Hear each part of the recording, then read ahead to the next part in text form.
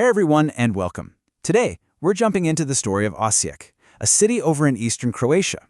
What's so amazing about it is that its history isn't just tucked away in books. Nope, it's written right into the very buildings, streets, and squares you can walk through today. And honestly, you couldn't find a more perfect way to put it. We're about to see how centuries of conflict, creativity, and clashing empires have physically built, torn down, and rebuilt this one really unique city. And that right there, that's the key idea for this whole explainer. Think of Osijek as a city of layers. You've got Roman foundations literally buried under Baroque fortresses, which are standing shoulder to shoulder with these elegant 19th century avenues. It's not a museum piece. It's a living, breathing place where history is just part of the everyday scenery. All right, so let's dive in and start peeling back these layers, starting right at the very beginning with the city's ancient roots. So where do we start? Well, we have to go way back, almost 2,000 years ago, when the Romans showed up and immediately saw just how important this spot on the Drava River was. Now, the Romans, they weren't messing around with fancy designs here. It was all about function. They built Mursa as a classic, no-nonsense military and trading post. You know, straight roads for moving troops, strong walls for defense, solid stone foundations. And even though the city of Mursa is long gone, its bones, its actual foundations are still down there, right under modern Osijek, silently holding up the city we see today. Okay, so after the Roman Empire collapsed, Osijek went into this long, kind of chaotic period. The grand stone buildings were gone. Instead, it was all about just getting by. The architecture was pure survival, simple wooden houses, mud walls. And that's exactly why so little of it is left today.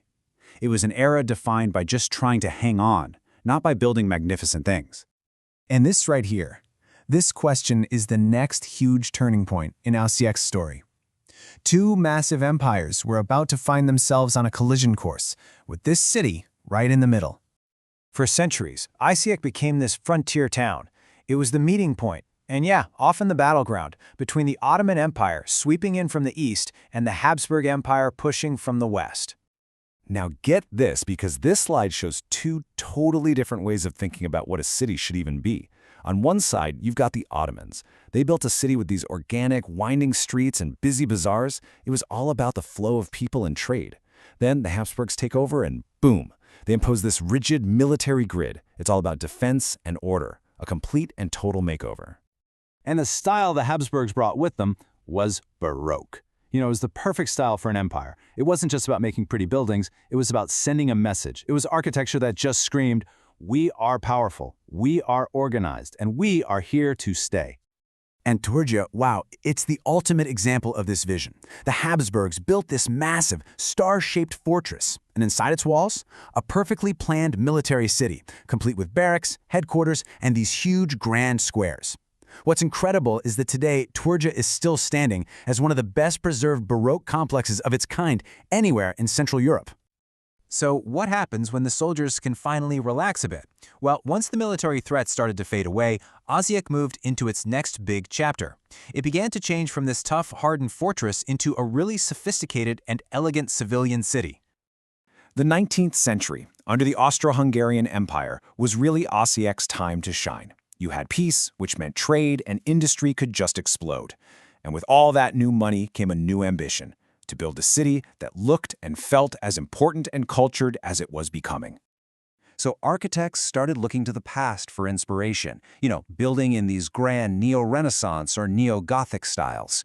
But then came the real game changer, Art Nouveau, or as they called it locally, secession. This style just broke all the old rules. It was all about creativity, flowing lines inspired by nature, and just pure artistic freedom.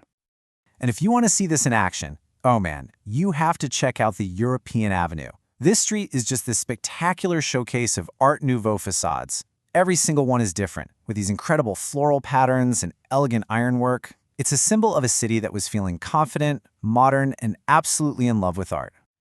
But golden ages don't last forever. After all that elegance, the 20th century came crashing in with rapid and often pretty brutal changes. The whole mood shifted, and the architecture, it shifted right along with it.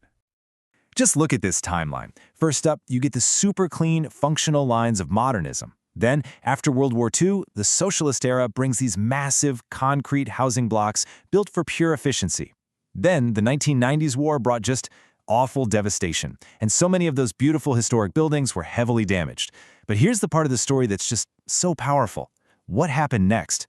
The city made a very deliberate choice not to just tear everything down and start over, but to painstakingly restore and heal its own architectural soul.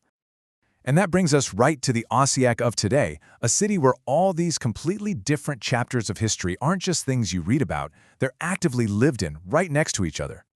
So imagine this. A walk through Osijek today is literally a walk through time. You can be sipping coffee in a modern cafe that's built right up against an old Baroque fortress wall. You'll see an ornate Art Nouveau building standing right next to a functional socialist block. And that's exactly why this matters. The city isn't trying to erase its complicated past, it's living with it. And that creates this totally unique urban fabric that tells a different story on every single corner. And that just brings us right back to where we started, doesn't it? Osijek's story really shows us that a city's true character, its soul, comes from adding up all of its experiences. The good, the bad, the beautiful, and the purely practical. It's a monument to memory, patience, and time. So I'll leave you with this question. The next time you're walking through your own town or city, take a second and really look at the buildings around you. Every single one has a story. What chapters are written in the stones where you live? Thanks for tuning in.